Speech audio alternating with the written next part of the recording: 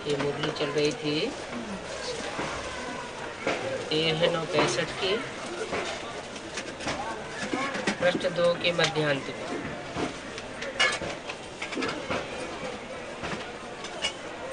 बात चल रही थी सबसे पुराना नंबर 1 दुश्मन है रावण। बाप आकर बतलाते हैं इन रावण रूपी 5 विकारों पर विजय पानी है।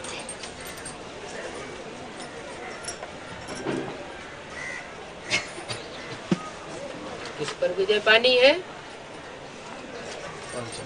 वो 5 विकार हैं, उन पर विजय पानी है। कोई मनुष्य पर विजय नहीं पानी है। विकार तो हमारे अंदर है ना, तो वो दुश्मन हमारे अंदर ही बैठे हुए हैं, उन पर विजय पानी है।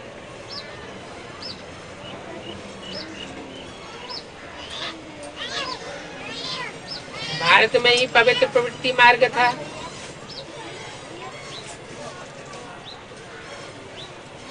चढ़ती कला थी और 16 कला संपूर्ण थी। फिर 14 कला हुई, उतरते उतरते अब कोई कला नहीं रही। अभी 84 का चक्कर पूरा हुआ। अभी बाप आकर फिर से तुमको स्वर्ग के लायक बनाते।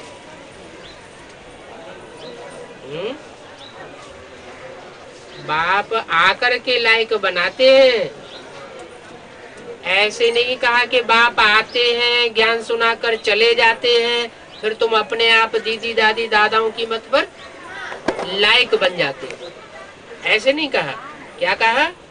बाप आते हैं और आकर के तुमको लायक बनाते। रावण ने नालायक बनाया। रावण माना अनेक सिरों की मत। अनेकों की मत पर जब तुम चले तो नालायक बन गए, और एक की मत पर चलते हो तो तुम लायक बन जाते हो। तुम नरकवासी बन पड़े हो। अब फिर इन पर जीत पहनो। ये विकारों की नारकीय दुनिया पर जीत पहनो। बाप कहते हैं अभी काम चिच्छा से उतरो। ये काम चिता तुमको जला करके भस्म किए दे रही है। अभी ज्ञान चिता पर चढ़ो, योग अग्नि पर चढ़ो, ज्ञान अग्नि प्रज्वलित करो। जब मनुष्य मरता है तो क्या करते हैं? चिता जलाई जाती है, शमशान घाट में ले जाते हैं ना, चिता जलाई जाती है, लकड़ियां जलाई जाती है, देह भस्म हो जाता है, माना देह भस्म हो जाता है और आत्मा उड़ जाती है। यहाँ क्या करना है? यहाँ ये जो विकारों की लकड़ी है इनको जलाना है। इनके साथ ही साथ हमारा देहभान जल जाएगा और आत्मा स्वतंत्र हो जाएगी। अभी इन 5 विकारों में आत्मा बंधी हुई है।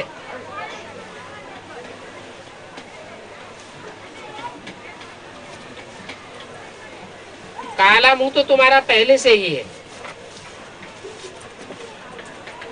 अब अगर तुम काम चिता पर बैठेंगे तो और ही काला मुंह हो जाएगा। फिर गोरा बनाने वाला कोई भी नहीं मिलेगा। क्या? अभी ज्ञान में आने के बाद अगर काला मुंह करते रहे और बाप वापस चला गया तो जो काला मुंह तुम्हारा बन जाएगा उसको गोरा बनाने वाला कोई भी नहीं रहेगा। फिर कल्प कल्पांतर के लिए तुम काले मुंह वाले ही रह जाओगे। अभी तुम सुंदर बनते हो, जो कल्प पहले सुंदर बने होंगे वो ही बनेंगे। परमपिता परमात्मा ने प्रजापिता ब्रह्मा द्वारा मनुष्य सृष्टि रची।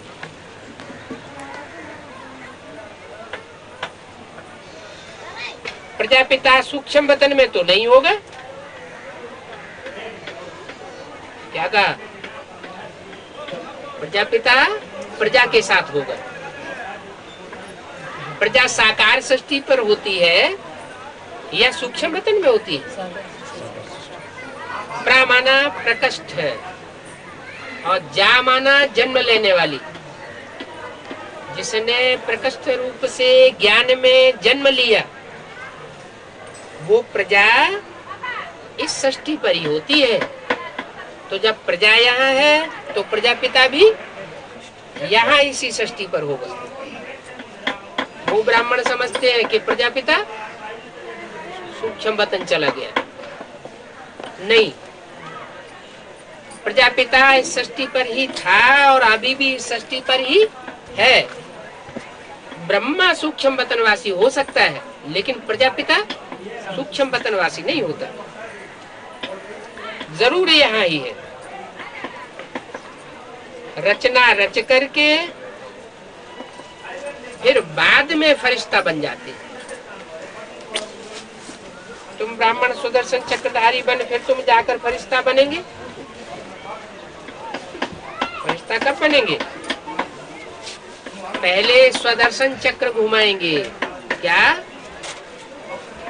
अपनी आत्मा के 84 जन्मों का जो चक्र है वो अपनी बुद्धि में मनन चिंतन मंथन के द्वारा घुमाते हो।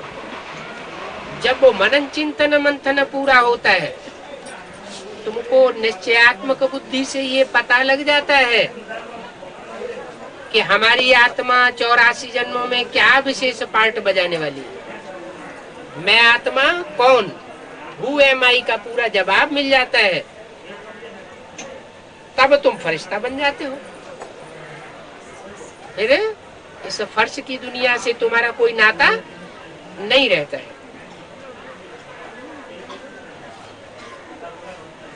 तो तुम स्वदर्शन चक्रधारी पहले बनते हो, बाद में फरिश्ता बनते हो।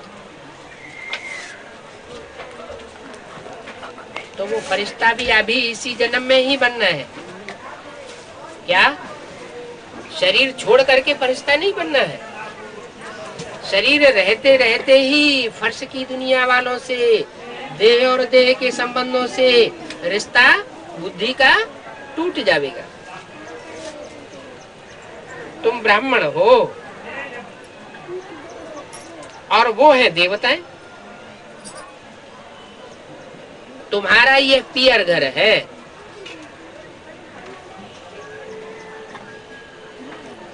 मायका कहते हैं ना, माई का, माता का घर है, माता पिता का घर है।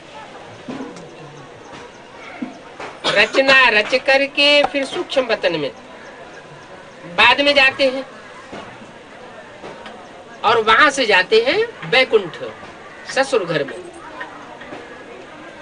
तो यहाँ है तुम्हारा माता पिता का घर और भविष्य में होगा वैकुंठ। तो वैकुंठ है तुम्हारा ससुर घर। सूक्ष्म वतन में तुम जाकर मिलते हो। मूल वतन में सब आत्माएं रहती है। बाप कहते हैं इस समय तुमको ज्ञान श्रृंगार कराए विष्णुपुरी में ले जाता हूं। जब तक ज्ञान रत्नों से पूरा श्रृंगार नहीं हुआ है, गुण रत्नों से पूरा श्रृंगार नहीं हुआ है, तब तक तुम विष्णु की पुरी में वैकुंठ में नहीं जा सकते। अभी ब्रह्मापुरी में हो। क्या? 3 तबक्के है ना, ब्रह्मापुरी, विष्णुपुरी, शंकरपुरी। तो अभी तुम ब्रह्मापुरी में हो। परमपिता परमात्मा द्वारा तुमको ज्ञान श्रृंगार कराते। जब ज्ञान से श्रृंगारित हो जावेंगे तो विष्णु की तरह जो श्रृंगार दिखाया गया है वो तुम्हारे चेहरे से, चलन से दिखाई देगा। 13:9:65 की वाणी का तीसरा। तो ये अविनाशी ज्ञान रत्न है, इनका कभी विनाश नहीं होता। सतयुग में ये प्रैक्टिकल जीवन में धारण कर जाते हो। यहाँ ये ज्ञान रत्न सुनने सुनाने में तो आते हैं, समझने समझाने में भी आते हैं,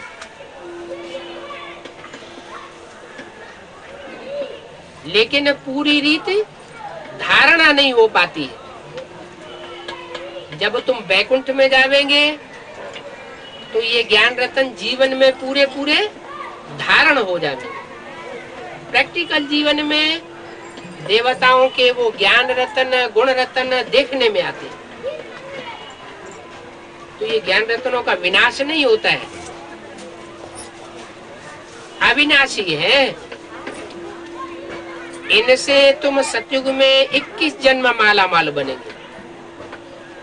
इनसे, ज्ञान रत्नों से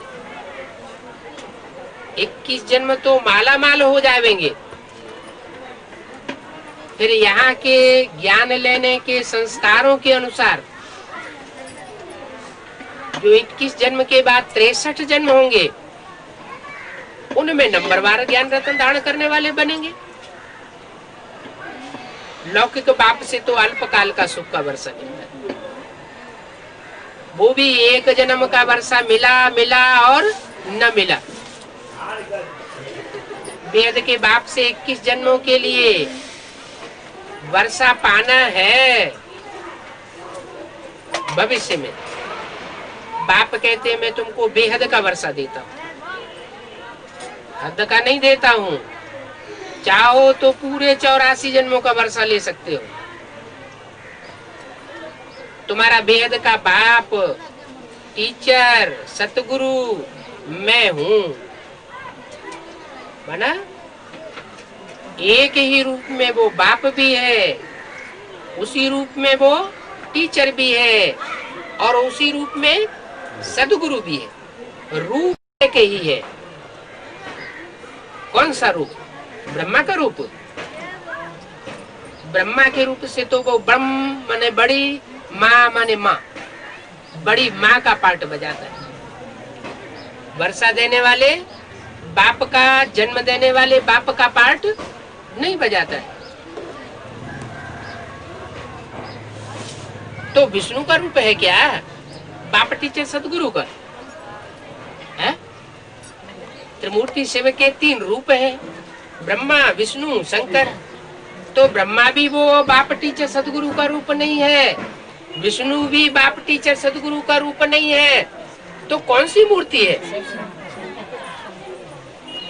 वही मूर्ति है जो देवताओं में महान कही जाती है। देव देव महादेव। तो वो तुम्हारा बेहद का बाप है, बेहद का वर्षा देता है, बेहद का बाप, बेहद का टीचर, बेहद का सदगुरु। एक ही रूप है, दूसरा कोई रूप नहीं है। तो जिससे हमें बाप, टीचर, सदगुरु के 3 संबंधों का मुख्य वर्षा मिलता है, उसी को याद करना चाहिए कि और कोई को याद करना चाहिए? उसी को याद करना पड़े ना। वो गुरु लोग तो उल्टी बातें बताए देते।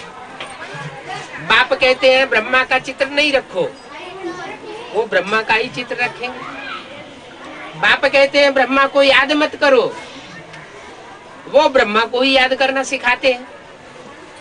बाप कहते हैं कृष्ण गीता का भगवान नहीं है, कृष्ण उर्फ ब्रह्मा की सोल गीता का भगवान नहीं हो सकती। वो कहते नहीं, गीता का भगवान साकार में, प्रैक्टिकल में अगर कोई व्यक्ति है तो ब्रह्मा ही है, दूसरा कोई गीता का साकार रूप में भगवान नहीं हो सकता। तो और सभी मनुष्य मात्र से बाप, टीचर, गुरु का वर्षा नहीं मिल सकता। ऊंचते ऊंचे बाप की महिमा भी ऊंची है। महिमा कहाँ होती है? इस साकारी सृष्टि में ही महिमा होती है। ऊंचते ऊंच और नीचते नीच कहाँ होते हैं? इस साकारी सृष्टि पर ही ऊंच होता है और साकारी सृष्टि पर नीच होते हैं। तो जितने भी धर्म पिताएं आए वो भी अपनी अपनी जनरेशन के पिता हैं। कोई ऊंचे हैं, कोई नीचे तबके के हैं। तो सबसे ऊंचा धर्म पिता कौन? सबसे ऊंचा धर्म कौन? सबसे ऊंचा धर्म देवी देवता सनातन धर्म। तो उसका पिता भी सबसे ऊंचा है।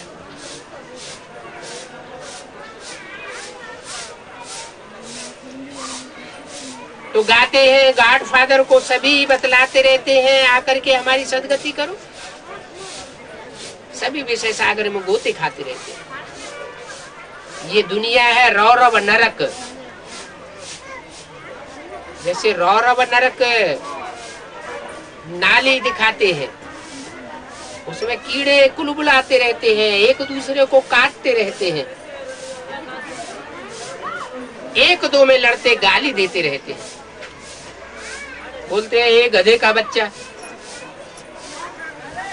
ए सियाल का बच्चा।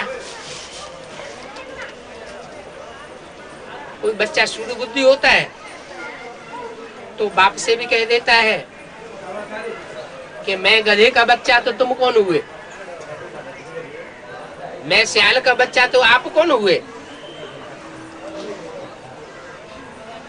आजकल तो बहुत गालियां ही देते रहते हैं।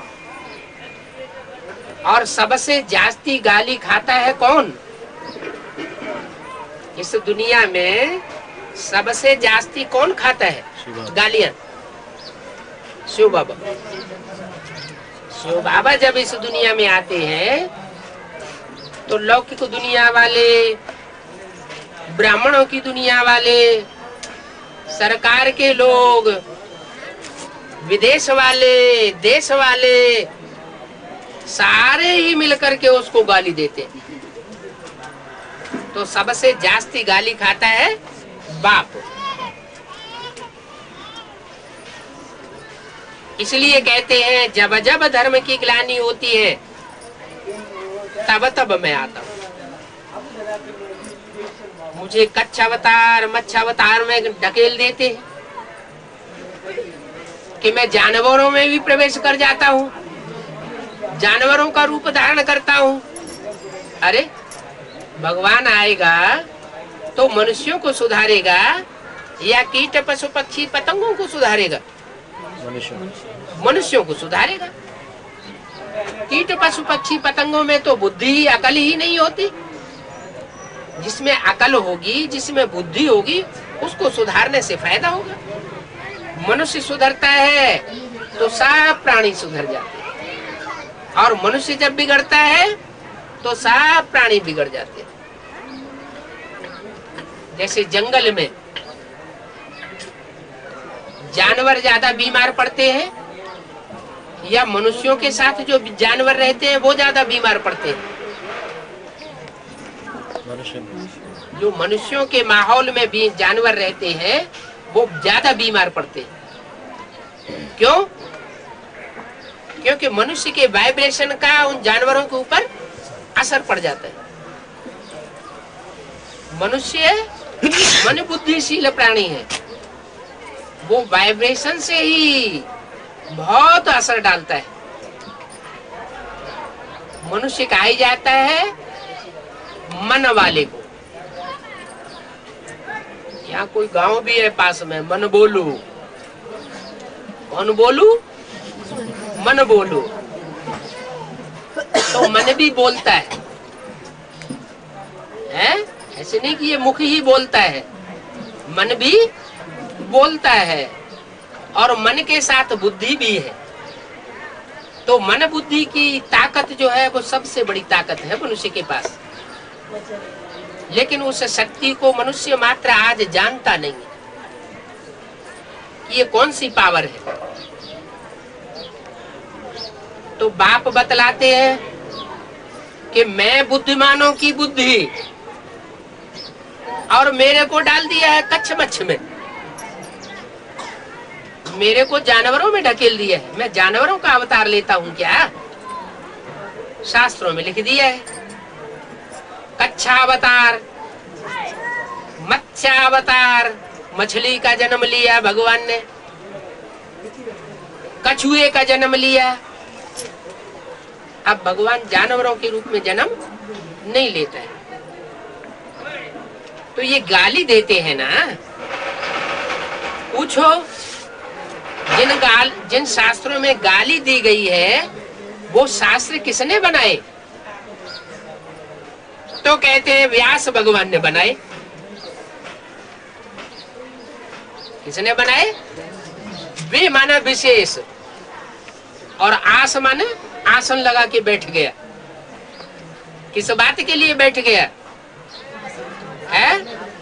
शास्त्रों में आश्रम नहीं, आसन, बैठना, आसन लगा के वो बैठ गया इसलिए कि दुनिया की दुर्गति हो जाए। शास्त्रों की झूठी बातें सुनते सुनते लोग नीचे गिर गए। अरे भगवान तो मैं एक हूँ, व्यास थोड़े ही भगवान है जो शास्त्र लिखता है।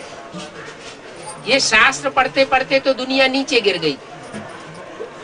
मैं आकर के कोई शास्त्र नहीं लिखता हूँ।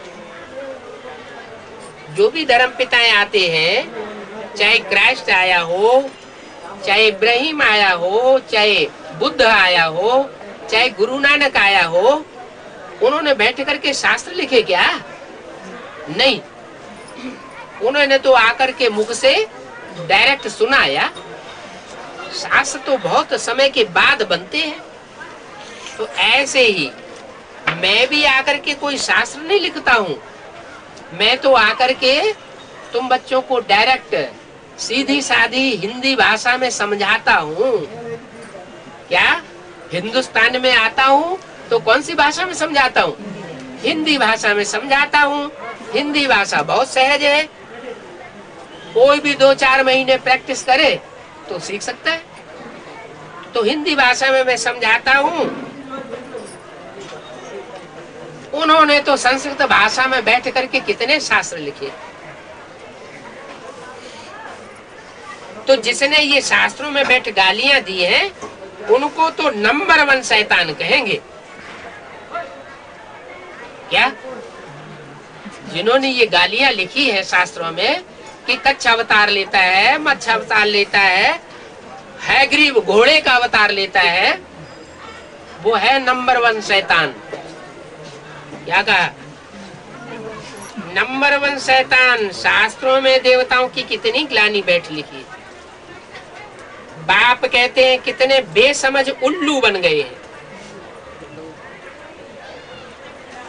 उल्लू बाबा चमगादड़ को कहते हैं। वो जब लटकता है ना पेड़ पर, तो नीचे सर होता है, ऊपर को टांगे होती है। तो जो बुद्धि रूपी सर है वो नीचे की दुनिया में लगाता है चमगादड़, और उसकी टांगे ऊपर को हो जाती है। तो ऐसे ही आज की दुनिया बन चुकी है। उसकी बुद्धि जो है इस नीचे की मिट्टी की दुनिया में लगी हुई है मनुष्य की। बाप कहते हैं अब ये काम छोड़ दो, इस दुनिया से मोह लगाना छोड़ दो, देह और देह की दुनिया से ममत्व मिटाओ। अब उल्लू न बनो। तुम बच्चों से बात कर रहा हूं, मैं उल्लुओं से बात नहीं कर रहा हूं। ब्राह्मण ही मेरे बच्चे बनते हैं। क्या कहा है? जो ब्राह्मण बनते हैं, ब्रह्मा की औलाद बनते हैं, ब्रह्माचारी बनते हैं, कैसा आचरण करने वाले? ब्रह्मा की तरह पवित्र आचरण करने वाले बनते हैं, वो ब्राह्मण ही मेरे बच्चे हैं। मैं ब्राह्मण बच्चों को समझाता हूँ, जो विकारों में गिरते रहते हैं उन शूद्रों को नहीं समझाता हूँ। उन ब्राह्मणों को ही फिर ब्राह्मण सो देवता बनाता हूँ। जो ब्राह्मण बनते हैं वही ब्राह्मण सो देवता बनते हैं। संपूर्ण ब्राह्मण बनेंगे तो संपूर्ण देवता बनेंगे, अधूरे ब्राह्मण बनेंगे तो अधूरे देवता बनेंगे। ब्राह्मण न बने तो बाप का वर्षा कैसे लेवे? ब्राह्मण बन शिक्षा लेनी पड़े। क्या कहा? अगर स्वर्ग का वर्षा लेना है, 100% सुख शांति का वर्षा लेना है, तो क्या करना पड़े? ब्रह्मा की औलाद ब्राह्मण बनना पड़े, शिक्षा लेनी पड़े। बनेंगे वही जो कल पहले बने थे। आदि सनातन देवी देवता धर्म वाले ही आकर के फिर ब्राह्मण बनेंगे। पक्के ब्राह्मण कौन बनेंगे? जो आदि में देवी देवता बने थे वो ही बनते हैं। हाँ, और धर्म में अगर कन्वर्ट हो गए होंगे तो वो भी आ सकते हैं। कोई कोई ब्राह्मण ऐसे हैं जो कच्चे ब्राह्मण बनते हैं, तो सतयुग में जाकर के कच्चे देवता बनते हैं। जो कच्चे देवता बनते हैं वही फिर द्वापर युग से दूसरे दूसरे धर्मों में कन्वर्ट हो जाते हैं। हम साक्षी होकर के देखते हैं कि कहां तक कोई पढ़ करके पद पाता है। ऊंचा पद कब मिलता है? लौकिक दुनिया में भी कोई कलेक्टर मिनिस्टर बनते हैं, कोई वकील बनते हैं, कोई डॉक्टर बनते हैं, तो क्या बिना पढ़ाई पढ़े बन जाते हैं? पहले पढ़ाई पढ़ते हैं, इम्तिहान पास करते हैं, फिर ऊंचा पद पाते हैं। तो यहाँ भी बाप आकर जो पढ़ाई पढ़ाते हैं, इस पढ़ाई को जो ध्यान से पढ़ेंगे, रोज रेगुलर क्लास करेंगे, तो वो सतयुग और त्रेता में और द्वापर में और कलयुग में, चारों युगों में ऊंचे छोटे बड़े राजाएं और महाराजाएं बनते रहेंगे।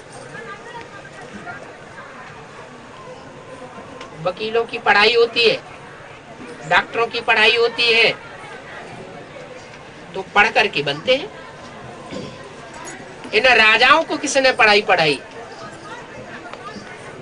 जो हिस्ट्री में छोटे बड़े राजाएं हुए हैं, इन छोटे बड़े राजाओं को किसने पढ़ाई पढ़ाई? कब पढ़ाई?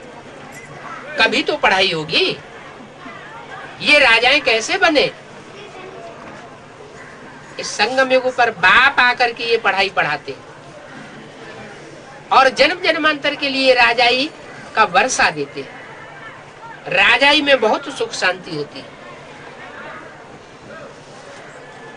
तो हम देखते रहते हैं साक्षी होकर के कि कौन ठीक से बाप की पढ़ाई पढ़ रहा है, रोज पढ़ रहा है, और कौन कब कब छोड़ देते हैं, पढ़ाई पढ़ते ही नहीं। कौन रेगुलर पढ़ रहा है और कौन पंक्चुअल होकर के पढ़ रहा है। तो बाप साक्षी होकर के देखते रहते हैं। जो पढ़ेंगे वो ऊंच पद पावेंगे। तुम बच्चों को बाप का परिचय सबको देना। क्या तुम्हारा काम है? बाप का परिचय तो सबको दो, कोई पढ़ाई पढ़े या न पढ़े। बाप समझाते हैं भारतवासी नंबर 1 काले बंदर हैं। क्या?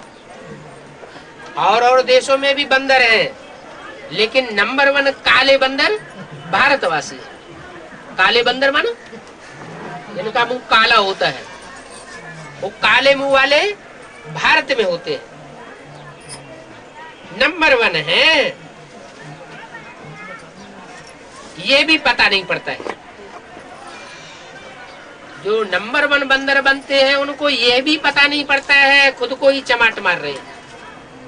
परमपिता परमात्मा जो भारत को स्वर्ग बनाते हैं उनको भी गाली देते हैं। और भारत को स्वर्ग बनाते, विदेश को स्वर्ग नहीं बनाते। तो ऐसे उच्च परमात्मा को गाली देना तो क्या हालत होती है। शास्त्रों के देवताओं को कितनी गालियां दी, कितनी बदनामी कर दी है। कहते हैं कृष्ण को 16,108 रानियां थी। ब्रह्मा सरस्वती पर फिदा हुआ। सरस्वती तो उसकी बेटी थी। बेटी पे कोई बाप फिदा होता है क्या? हाँ, गुणों पर कोई फिदा हो सकता है। कोई बाप का बच्चा या बच्ची गुणवान होता है तो बाप उसके ऊपर बलिहार जाते हैं। बाकी उल्टा अर्थ नहीं उठाना चाहिए। ये सब बातें अब तुमको समझा रहे हैं बाप बगैर इन बातों को कोई नहीं समझा सकता। कितनी ग्लानि कर दी है। तो बाप कहते हैं जब जब धर्म की ग्लानि होती है तब तब मैं इस भारत भूमि में आता हूँ। तुम भी डर्टी जरूर जंगली बंदर थे ना, अब तुम देवता बन रहे हो। बाप कहते हैं अब ये झूठी बातें सुनो नहीं। क्या? जो ग्लानि की बातें हैं, जिन बातों में देवताओं की भी ग्लानि की गई है, ब्राह्मणों की भी ग्लानि की गई है, भगवान की भी ग्लानि की गई है, उन ग्लानि की बातों को मत सुनो। भगवान के गायन की बातें सुनो, क्योंकि अब तुम देवता बन रहे हो। कच्छ मच्छ अवतार में है, ईश्वर सर्वव्यापी है, ऐसे ऐसे भगवान को गाली देते रहते हैं। बड़े बड़े साधु महात्मा आदि भल माने जाते हैं, परंतु भगवान को गाली देते हैं। बाप कहते हैं साधुओं का भी उद्धार करने मुझे आना पड़ता है। क्या? इन साधुओं का जो मुझे गाली देते हैं, इनका भी मैं उद्धार करता हूं। आना पड़ता है। क्या पड़ता है? मन ये भी भगवान की मजबूरी है क्या, कि जो गाली देते हैं उनका भी उद्धार उसी करना। इनको समझाता भी। क्या? ऐसे नहीं सिर्फ तुमको समझाता हूं, इन साधुओं को भी मैं ही समझाता हूं। उनको भी समझाता हूं कि तुमने 84 जन्म पूरे किए। बाप कहते हैं मैं साधारण तन में आता हूं। यहाँ कोई साधु संत आदि नहीं है।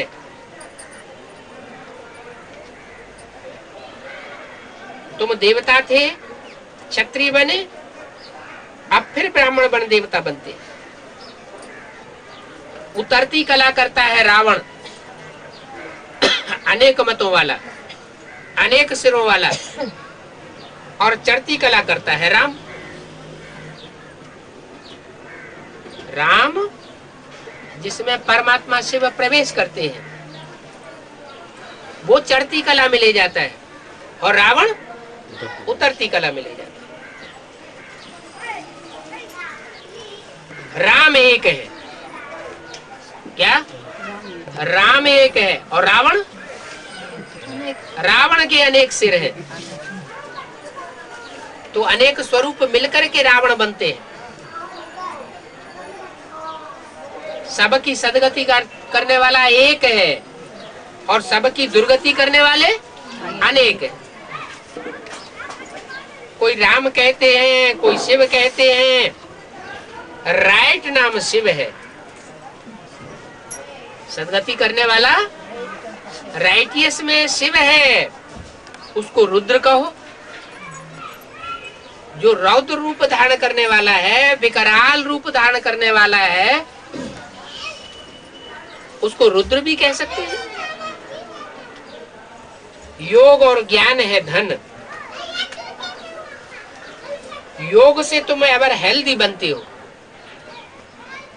जो जितना योगी होगा वो जन्म जन्मांतर उतना ही शरीर से पावरफुल बनेगा, और जो जितना ज्ञानी होगा उतना ही धनवान बनेगा। यहाँ के ज्ञान रतन वहां के स्थूल रतन बन जाएंगे। अभी तो नो हेल्थ, नो वेल्थ और नो हैप्पी, फिर रिपीट होगा। तो जरूर भगवान ही आवेगा। जो कल पहले बने होंगे वो ही फिर बनेंगे, भगवान आकर बना देगा। ये है मनुष्य से देवता बनाने की पाठशाला। वो कॉलेज होते हैं, स्कूल होते हैं, उनमें मास्टर बनाए जाते हैं, वकील बनाए जाते हैं, डॉक्टर बनाए जाते हैं। और इस पाठशाला में क्या बनाया जाता है? मनुष्य से देवता बनाया जाता है। ये भगवान की पाठशाला है। भगवान वही एक ऐसा सक्षम है जो मनुष्य को देवता बनाता है। ऐसे तो शास्त्रों में भी लिखा हुआ है कि भगवान ने आकर के नर को नारायण बनाया। गीता ज्ञान में दिया हुआ है कि नर मनुष्य अर्जुन था, उसको नर से नारायण बनने का ज्ञान गीता में दिया गया। तो जरूर नर को नारायण बनाने वाला भगवान ही होगा ना। मनुष्य मात्र तो सदगति नहीं कर सकते। क्यों? मनुष्य तो खुद ही भूलों का पुतला है। मनुष्य विकारी को कहा जाता है और देवता निर्विकारी को कहा जाता है। तो मनुष्य थोड़े ही देवता बनाएगा। भगवान निर्विकारी है, उसको कहते हैं एवर प्योर, अति का पवित्र।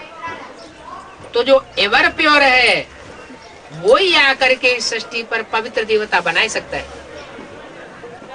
अपवित्र मनुष्यों को, विकारी मनुष्यों को निर्विकारी देवता बनाता है। तो ये बाबा भी गुप्त है। सदगति दाता एक है। सदगति होती है भारत की, बाकी सबकी होती है गति। क्या? जो भारतवासी है उनकी सदगति होती है, वो स्वर्ग में जाते हैं। और जो विदेशी है, विदेश, वो सब दुर्गति में जाते हैं, लेकिन मुक्ति वो भी पाते हैं। माने भारत के अलावा और जितने भी देश हैं वो सब सागर में डूब जाएंगे।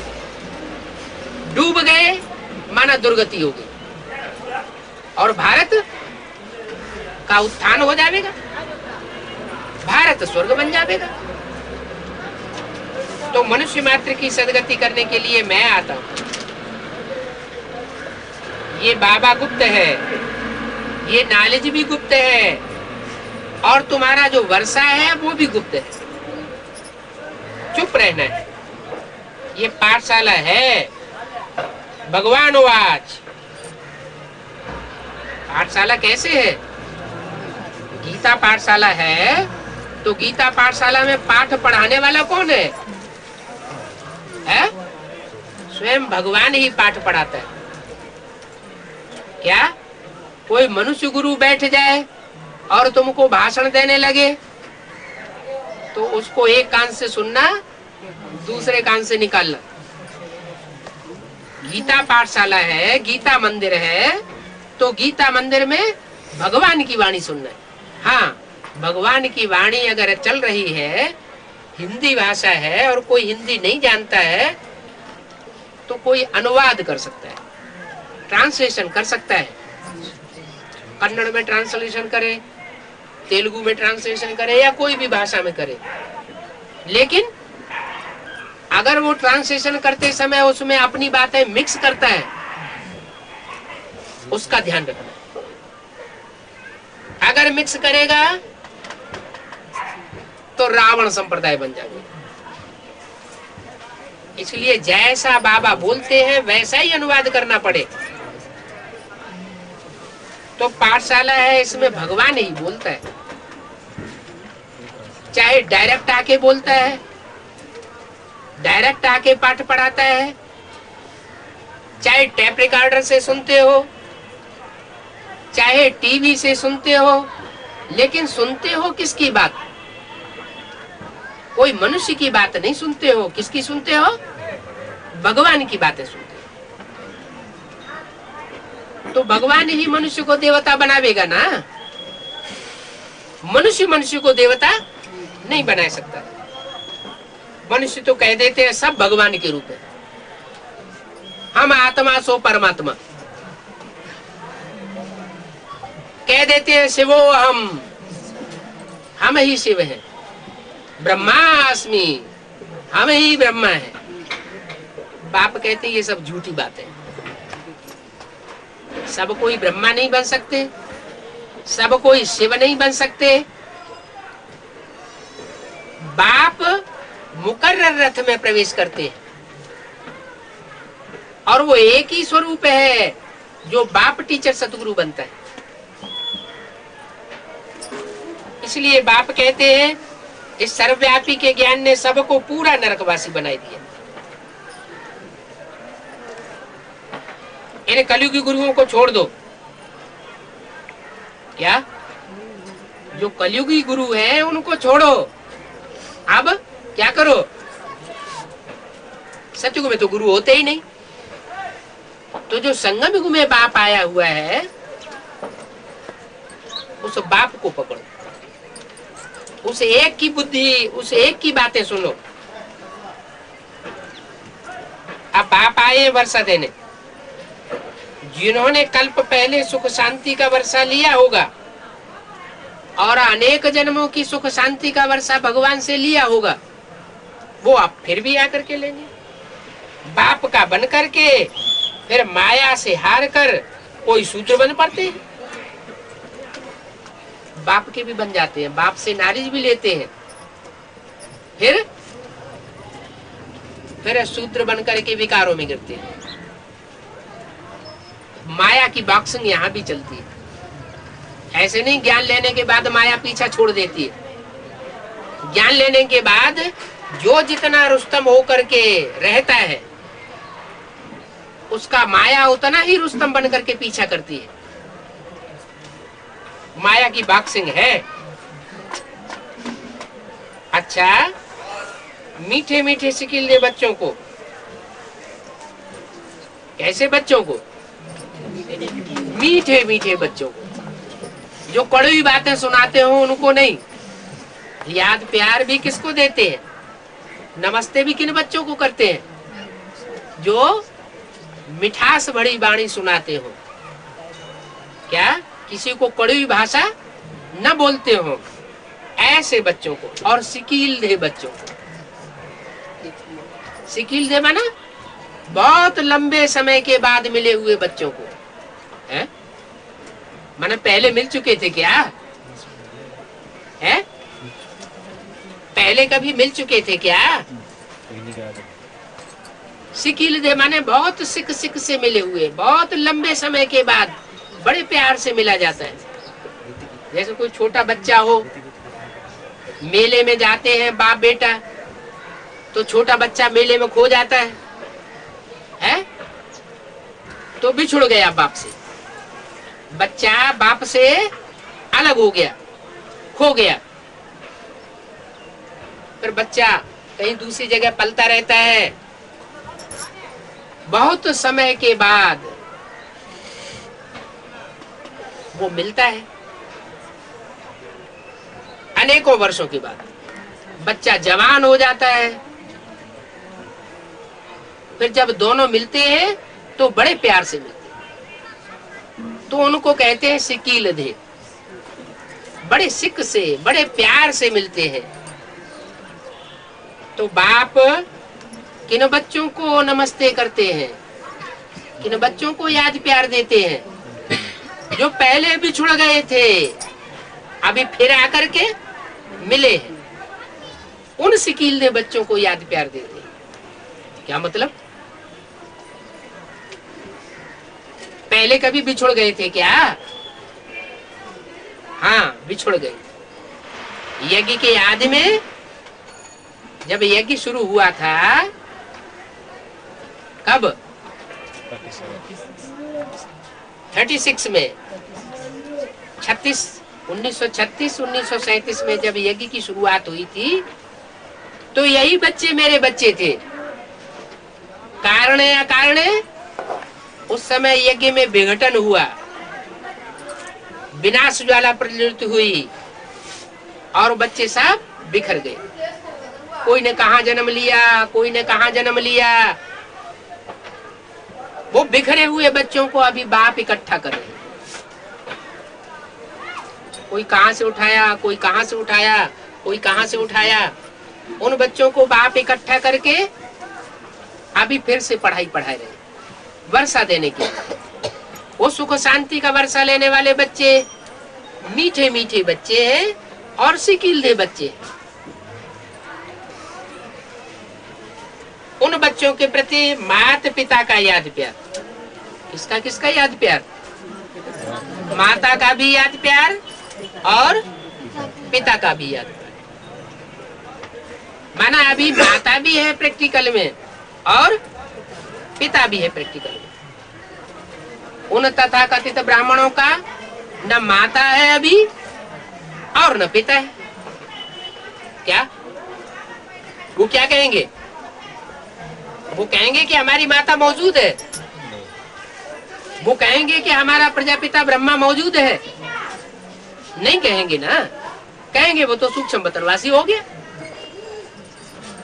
माता जगदम्बा मातेश्वरी कहाँ गई? कहेंगे सूक्ष्म बतनवासी हो गई। लेकिन तुम क्या कहेंगे? हमारे माता पिता दोनों मौजूद हैं और हमको पालना दे रहे हैं, याद प्यार दे रहे हैं, गुड मॉर्निंग कर रहे हैं। गुड मॉर्निंग माना, मॉर्निंग माना सतयुगुरु की सवेरा जो आने वाला है उसके लिए गुड मॉर्निंग कर रहे हैं। माउंट आबू में ब्रह्मा बाबा की सोल आती है, गुलजार दादी में, तो वो गुड मॉर्निंग करती है या गुड नाइट करती है? Good night. क्या करती है? गुड नाइट करती है। बाप गुड नाइट नहीं करते। बाप तो मुरली में बोलते हैं, बच्चे मेरे से कभी गुड नाइट नहीं करो। क्या? हाँ, गुड नाइट उससे किया जाता है जिससे अलग हुआ जाता है। क्या? गुड नाइट जिससे अलग हुआ जाता है उसको कहा जाता है गुड नाइट। तुम अपने घर जाओ, हम अपने घर जाते हैं। जैसे पति पत्नी होते हैं ना, है हस्बैंड एंड वाइफ, तो वो जब सोने जाते हैं तो क्या आपस में गुड नाइट करते हैं? करते हैं गुड नाइट? वो नहीं करते गुड नाइट। क्यों? क्यों नहीं? वो तो बिछुड़ते ही नहीं, वो रात्रि में बिछुड़ते नहीं है, इसलिए गुड नाइट नहीं करते। तो बाप भी कहते हैं मैं गुड नाइट नहीं करता हूँ। क्या? मैं गुड नाइट नहीं करता हूँ, मैं तो तुम बच्चों को गुड मॉर्निंग करता हूँ, क्योंकि तुमको सतयुगुरु की सवेरे में ले जाता हूँ। अच्छा, ओम शांति।